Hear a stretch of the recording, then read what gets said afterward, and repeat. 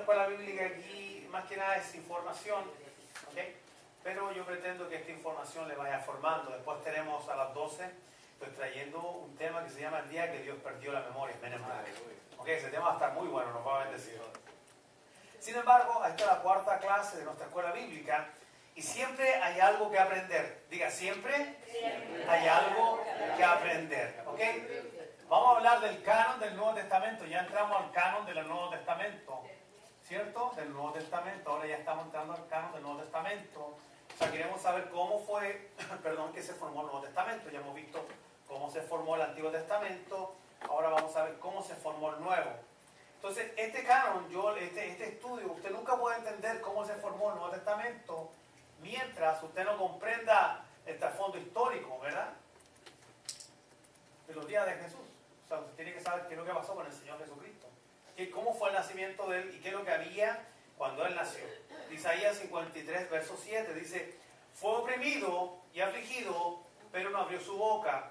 Como cordero que es llevado al matadero y como oveja que ante sus trasquiladores permanece muda, no abrió Él la boca. Así que el Señor Jesucristo, en los días de su carne, Isaías 53, verso 7, dice que Él cuando nació fue oprimido, afligido, no abrió la boca, no se defendió. Nos gusta defendernos, ¿verdad? Nos gusta defender y sobre todo, entre más culpable, entre la gente más culpable es, más trata de decir que no es culpable. Cuando una persona empieza a argumentar y empieza a decir yo no soy culpable porque yo no lo hice, aquel usted, oye, con que diga que no es culpable es suficiente. El culpable siempre va a hablar de por qué no es culpable y va a involucrar a otras personas. No es el caso de nuestro Señor Jesucristo. Entonces, esta clase dura 25 minutos antes del servicio de oración. Ustedes saben que entre el Antiguo Testamento y el Nuevo Testamento, ¿cuántos años hay de diferencia de silencio? ¿Se acuerdan? 400 años. 400 de silencio. Se le llama también periodo intertestamentario porque es lo que ocurre entre ambos testamentos. Y un silencio, no hay profecía. Silencio quiere decir que no hubo profecía, ¿ok? Habíamos dicho que en este periodo habían aparecido los fariseos, ¿verdad? Y también los saduceos. Ok, ahí aparecieron los fariseos y los saduceos. En estos 400 años aparecen ellos, ¿verdad? Y entonces, como a modo de información, quiero decir que el pueblo de Israel, o sea, ustedes ven todo lo que está pasando con el rollo que tienen con los palestinos. Siempre ellos han tenido muchos problemas. Y estos problemas vienen a causa de un trato que Dios tiene con el pueblo de Israel que es completamente diferente al trato que tiene con nosotros como iglesia, ¿ok? Ellos han sido cautivos, yo le digo, voy a poner como una pizarrita para acá, si usted me puede entender. La opresión, la primera que tuvieron fueron con los egipcios, ¿verdad? ¿Se acuerdan ustedes que habíamos hablado de eso? Los egipcios, luego fueron los asirios. Con los asirios desaparecieron las 10 tribus del norte, Israel desapareció, ¿ok? Después vinieron los babilónicos. Después, ahí viene Nabucodonosor, después vienen los medo-persas, con Ciro, medo-persa. Después vinieron con Carlos Magno, Carlos Grande, los griegos. ¿Ok? Eso más o menos, eso es lo que pasó. Y ahora entran en el juego los romanos. Ahora los romanos nuevamente tienen... Qué impresionante... bajo todos los pueblos que Israel ha estado sujeto, los egipcios, los asirios, los babilónicos, medos persas, griegos, romanos, todo eso por causa de la desobediencia, por causa de la apostasía. Si usted se mueve conmigo, solamente le voy a dar una pinceladita, así tocadita, bien chiquitica, Apocalipsis capítulo 1, verso 17, yo se lo voy a buscar, es muy chiquita, no me puedo detener en el libro de Revelaciones, pero le voy a dar una cosita ahí para que usted se ponga a pensar. El verso 17, Apocalipsis 17, 9. ¿Ok? 17, 9 dice: esto es para la mente que tenga sabiduría. Las 7 cabezas son 7 montes sobre los cuales se sienta la mujer. Aparece una mujer. ¿Ok? Ponga atención, voy a hacer otro paréntesis aquí. Piensa un momento que nombra no una mujer. ¿Está bien? ¿Todo el mundo entendió? ¿Ok? A ver, dice: donde se sienta la mujer. Ok, verso 10. Los 7 reyes, 5 de ellos han caído, uno de ellos el otro aún no ha venido, y cuando venga es necesario que dure breve tiempo. La bestia que era y no es, es también el octavo.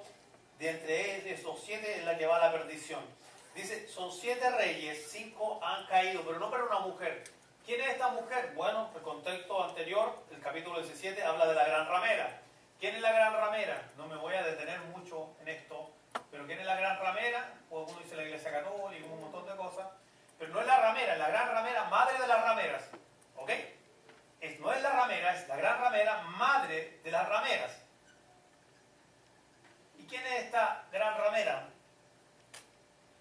Yo solamente le voy a tirar un texto en Isaías, capítulo 1, verso 21. No me puedo detener en este tema porque tengo que avanzar para que veamos lo que es el canon. Así que si usted pensaba que sabía todo, se dio cuenta que no sabía tanto porque yo también le estoy aprendiendo. ¿Ok? Isaías, me parece que Isaías, capítulo 1, verso 21. ¿Cómo te has convertido en ramera, oh ciudad fiel? Llena estuvo de justicia, en ella habitó la equidad, pero ahora los homicidas, tu plata sacó un momento. ¿Cómo te has convertido en ramera, oh ciudad fiel?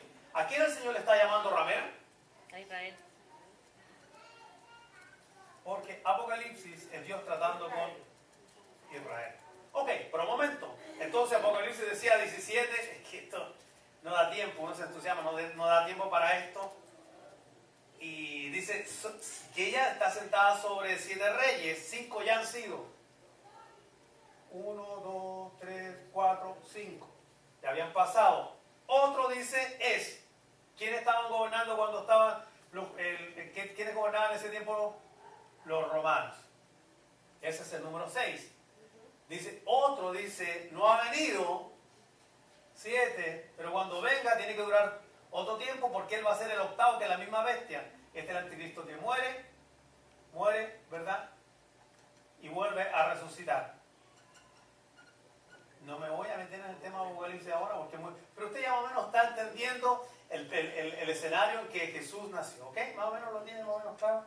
Yo sé que es complicado, no voy a entrar en la serie del Apocalipsis todavía. Bueno, entonces los judíos han vivido bajo la mano opresora por muchos años, por mucho tiempo, ¿ok?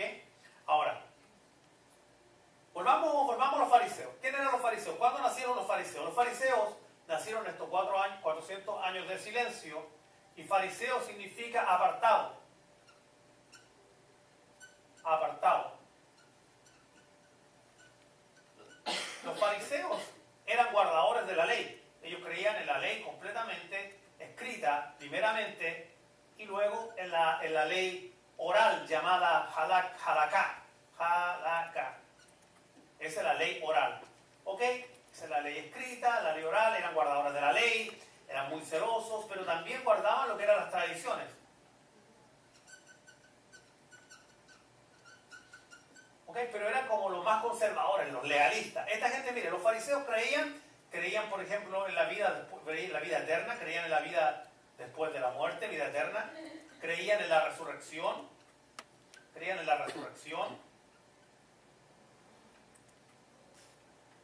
ellos creían en la elección, ellos creían que ellos eran elegidos con un grupo especial, creían en la vida eterna, creían en la inmortalidad del alma, creían en la resurrección, creían en la elección, ¿ok? Y creían en las buenas obras.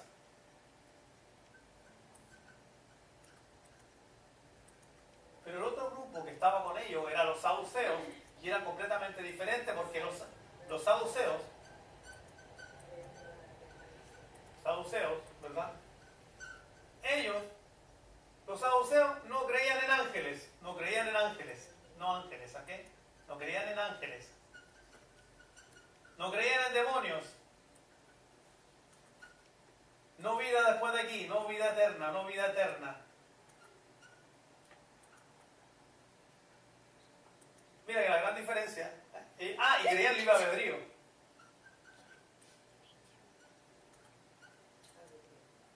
Todo este rollo que hay hoy día de que no, si hay elección, no hay elección, si somos libres, no somos libres, realmente está la escuela es antigua, hace mucho tiempo, que todo esto no es de ahora. Esto es de ese tiempo, del tiempo de los fariseos y los saduceos. Y para ellos la Biblia solamente era el Torá, o sea, los 5 libros de Moisés, nada más, y el halakha, las tradiciones de los ancianos. Ahora póngase a pensar un momento. Había en el tiempo del nacimiento de Jesús alrededor de 6.000 a 7.000 fariseos solamente en Palestina. Solamente en Palestina. Póngase a pensar que nace Jesús y Jesús se encuentra con este asunto. Se encuentran con fariseos, que no eran de ningún linaje en cuanto a especial a sacerdocio. Se encuentran con los saduceos. Y los saduceos eran heleníticos o...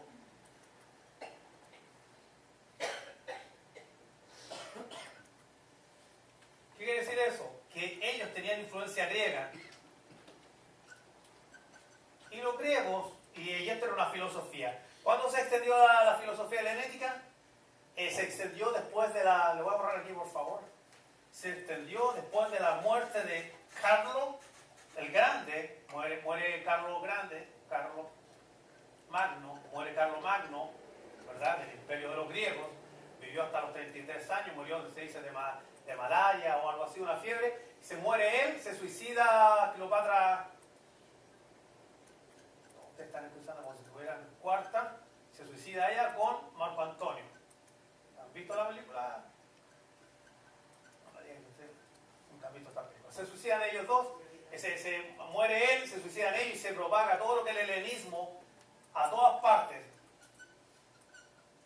Que era una corriente filosófica. Entonces, de la existencia de la vida, la conducta, la moral, y un montón de rollos que ellos tenían. Entonces, toda esta gente, imagínense, nace Jesús y se está encontrando con este escenario. Nace con gente que ni siquiera estaban apegados 100% a lo que era la Torá, tenían una mezcla de griego, filosofía, y nace él. Alright, so, cuando él nace, se encontraba, usted ya casi puede decir, ouch, porque me quedan 15 minutos, que felices se siente que ya estoy terminando, ¿verdad? Yo venía a adorar al Señor, ya vamos a adorar al Señor.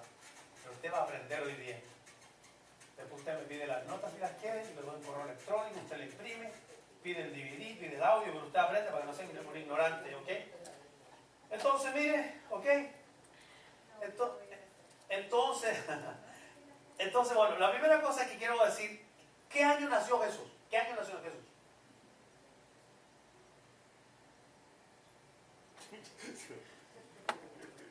Oye, me equivoqué, yo que esto es un salón de testigos de Jehová. ¿En qué año nació Jesús? ¿Qué año estamos ahora? ¿En el 2000 qué?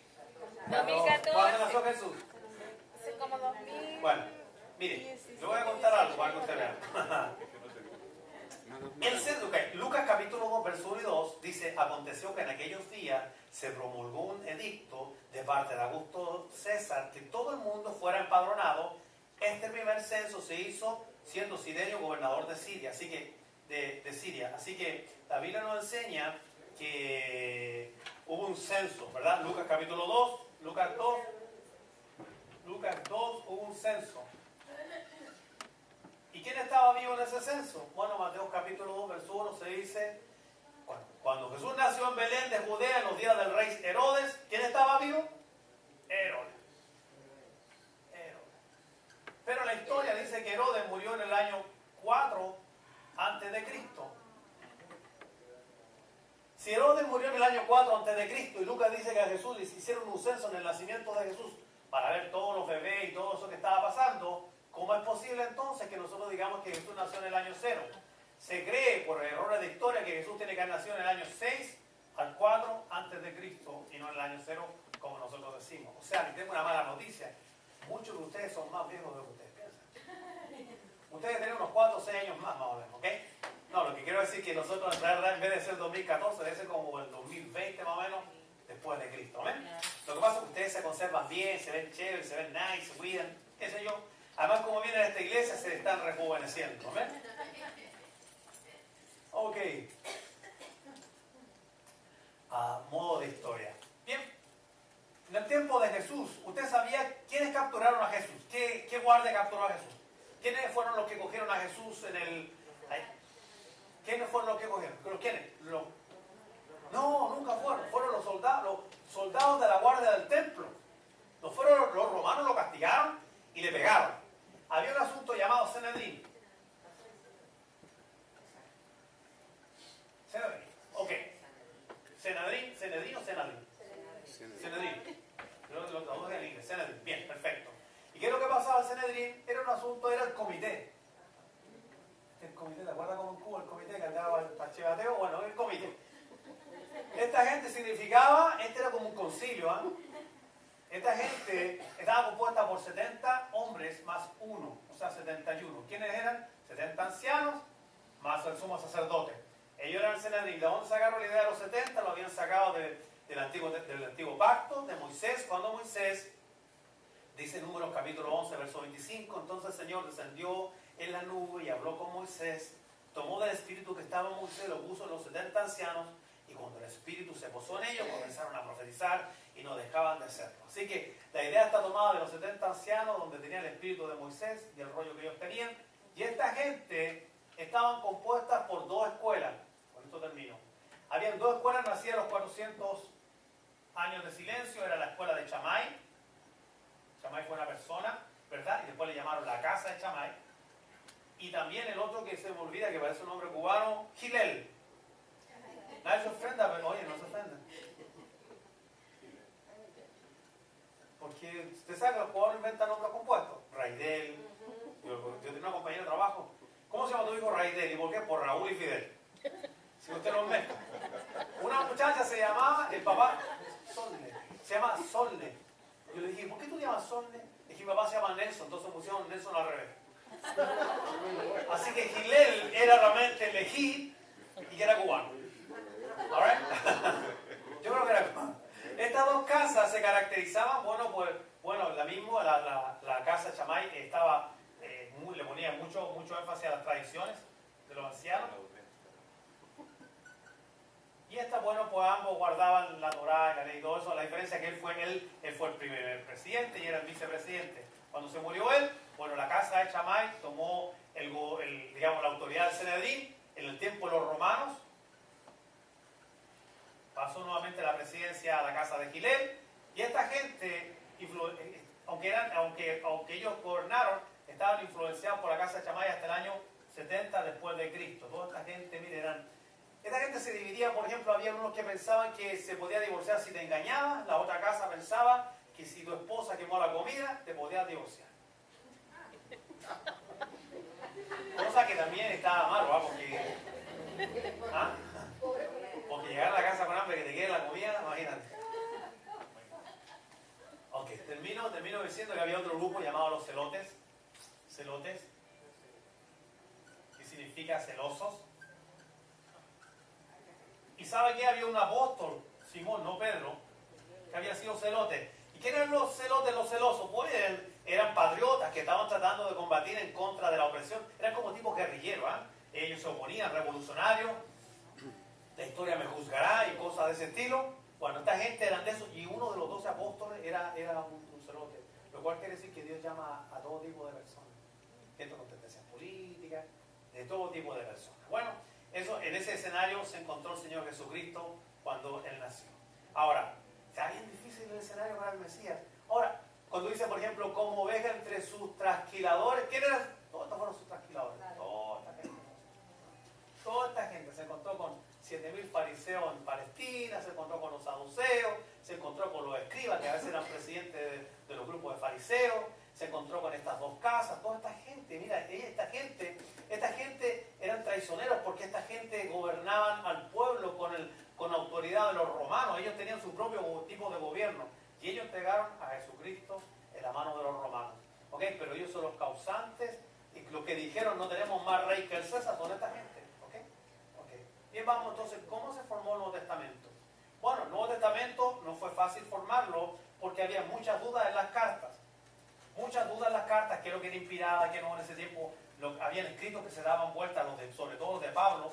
Pedro en una de sus cartas dice, como bien nuestro hermano Pablo ha escrito en muchas de sus epístolas, cosas difíciles de entender, las que los indoctos torcen para su propia perdición. Así que el apóstol Pedro relata que sí habían escritos de Pablo que andaban dando vueltas. Ok, ¿qué es lo que pasó con este asunto? Bueno, mire, lo primero que usted tiene que entender es que en su Nuevo Testamento, ¿cuál es la primera carta que usted ve? ¿Cuál es el primer libro que hay en el Nuevo Testamento? Vamos, ¿ustedes qué Mateo? Mateo. Sí, pero no cronológicamente. La primera carta que se escribió es Santiago. En el año 46, después de Cristo. Y la última carta fue Apocalipsis.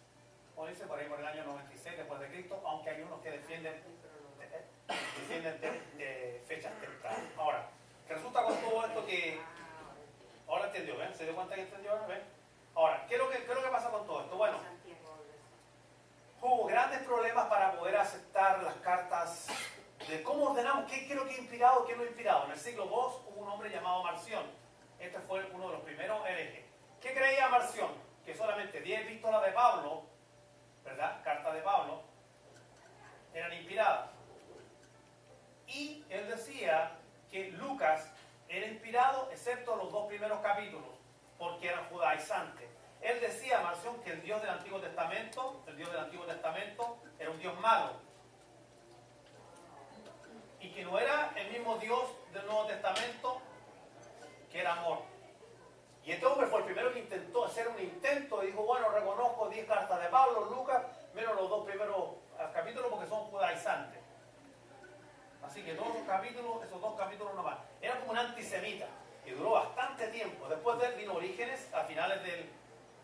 un señor llamado Orígenes, a finales del siglo II, comienzo del primero, que citó los 27 libros del Nuevo Testamento, los que tenemos nosotros ahora, pero siempre había dudas con 6 cartas que estaban. Mire, yo le digo cuáles son las cartas. Hay algunos que dicen que son 7, pero son 6.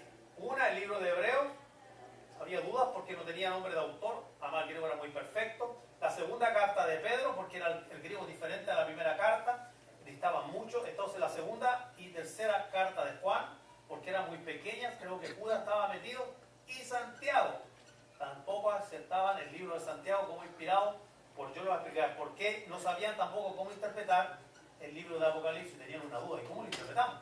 Así que Orígenes dice, bueno, sí, reconocemos los 27 libros del Nuevo Testamento, aunque todavía tenemos duda con estos otros 6 libros. Ahora, quiero decir una cosa, que no fue hasta el siglo III, ¿verdad? Hasta el siglo III, que ya se empezó a tomar en cuenta los 27 libros, pero antes de darle la fecha y terminar con este estudio, el gran problema que los dividía era la interpretación de Santiago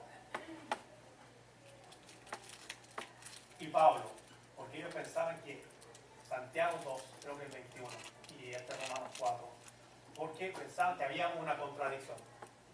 Santiago 2.21 dice, no fue justificado por las obras Abraham nuestro padre cuando ofreció a su hijo Isaac en el altar.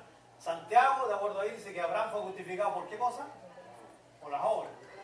Romanos 4, Pablo dice que el hombre Abraham no fue justificado por las obras, porque si fue justificado por las obras tiene de qué gloriarse, pero no para con Dios. Entonces, ¿cómo reconciliamos esto? Ellos dijeron, todo el mundo, hasta Martín Lutero, ellos se contradicen. Bueno, pues Santiago dice, no fue justificado cuando ofreció, miren, ofreció, ¿se acuerdan del altar? ¿Se acuerdan del altar? Y Pablo dice cuando le dieron, en Génesis 12 creo que es, cuando le dieron la promesa, no están hablando de la misma cosa, están hablando de 40 años de diferencia. 40 años de diferencia, porque Pablo lo que está diciendo, cuando Dios le dio la promesa, él creyó y le fue contado por justicia. Santiago dice, sí, pero demostró que creyó cuando tomó a su hijo y lo llevó al altar, porque la fe debe tener acciones correspondientes. ¿Ok? Entonces así lo reconciliamos. Por ejemplo, le hago una pregunta, ¿cómo usted demuestra que usted cree que Dios le sanó? Porque dice, bueno, yo estoy sano, camina sano, ¿sí o no? ¿Cómo usted demuestra que Dios dice que Él le va a proveer todo? Porque usted está contento, ¿verdad? O sea, usted tiene acciones correspondientes. Right? Usted demuestra que... Entonces, eso es lo que está hablando Santiago. Están hablando de la misma persona, del mismo hijo, con 40 años de diferencia. Uno cuando le dieron la promesa creyó, pero Santiago dice, sí, pero demostró que creyó cuando tomó el hijo y lo llevó al altar, porque esa es la prueba de que él había creído cuando caminó en lo que Dios le dijo por promesa del Señor. Amén. Así que aquellos que dicen se contradicen, no entienden los 40 años, ni entienden cuando Santiago dice ofreció, y Pablo dice creyó cuando le dieron la promesa. Termino con este... No, yo sé que ustedes quieren que yo siga una hora más. ¿Verdad? Los veo uno acá, sí que siga, quieren que siga, quieren que pare. Seguimos, para. Ok, termino con esto. Ok, ya dijimos que Orígenes, ok, repaso esto. Marción, del siglo II, con esto terminamos Marción. Siglo Dijo, solamente existen 10 epístolas inspiradas, son de Pablo. No todas las de Pablo que dicen de Pablo son inspiradas. Lucas solamente, todos los capítulos, menos los 2 primeros, no van porque son judaizantes. El Dios del Antiguo Testamento es malo. El Dios del Nuevo Testamento es bueno. Y entonces, pues nada, él dijo, nada con los judíos, solamente Pablo, 10 cartas de Pablo, siglo II. Después Origen al final, después dijo, no, son 27, pero tenemos dudas todavía con 6, ¿qué habrá pasado? ¿Cómo se desenrolló esto? Bueno, pues mire, fíjense que hubo una encíclica de Pascua de Atanasio en el año 367 después de Cristo. Y ahí se aceptaron los 27 libros. Pero tuvieron que hacer otro concilio más. En el 300, el canon fue ratificado formalmente hasta el año 393. En el 393 dijimos, sí, tenían razón lo que se proclamó en el 367. Es verdad, son los 27 libros, los del Nuevo Testamento. Y después, en el concilio de Cartagena, en Colombia, en el año 397, después de Cristo, conoció la música, me voy. Ya me voy. En el año 397, en Cartagena, Colombia. Usted no cogió eso no es Cartagena, Colombia. En el concilio de Cartagena, no sé si fue un concilio, pero sí el concilio de Cartagena, dijeron es verdad, son 27 libros. Hemos vivido una historia de herejías. Marción, el primer hereje, fue el primer hereje, no solamente Pablo, 10 cartas de Pablo, nada más que Pablo, no todas las cartas de Pablo. Lucas, todo, pero no 2 capítulos, porque es judaizante. El Dios del Antiguo Testamento es malo, y también decía Jesús es una persona y Cristo es otra. Jesús para los judíos, Cristo para los gentiles. Todo este rollo que hay hoy día de la doctrina, ¿usted cree que es de ahora? Yo creo que José Luis leyó a Marción. De verdad, eso no es de ahora, eso es de tiempo. No, que Santiago le dice a Pablo, Santiago no está respondiendo nada porque Santiago escribió primero. Y Pablo escribió Romano por el 54, 56 después de Cristo. Así que no es Pablo respondiéndole a Santiago, dice, mucho, es una ignorancia. Simplemente el creyó y le fue contado con justicia cuando ofreció. O sea, que demostró que había creído 40, 50 años antes, cuando caminó en acciones correspondientes. Y así usted ha venido esta mañana. ¿Usted cree que es salvo? Usted camina como salvo. Usted camina con seguridad. ¿Verdad que camina con seguridad? ¿O usted está en la noche reprendiendo al diablo para que no le robe la salvación? ¿Verdad que sí? Usted está en la noche reprendiendo al diablo para que no le robe la salvación. ¿Por qué usted está seguro? Porque usted camina con acciones correspondientes. A ver, ¿le creyó a Dios? ¿Cuándo le creyó a Dios? Bueno, 10, 15, 5 años atrás. ¿Y por qué todavía sigue caminando? Porque usted está, mire, creyendo con acciones correspondientes, porque la fe sin obra es muerta. Gracias para su vida, 30 minutos de estudio. Si usted quiere este estudio, se inscribe ahí atrás, se lo mando por correo. Yo soy maestro de la palabra, no maestro de español. Usted me corrige la ortografía, me hace un favor, después me devuelve. Y pastor, vamos a corregirte a ti para que tú aprendas algo y me manda todo. ¿Okay? Gloria al Señor. Mire, 5 minutitos, tomamos receso para que empecemos con el servicio de alabanza esta mañana. Gracias, muy bendecido.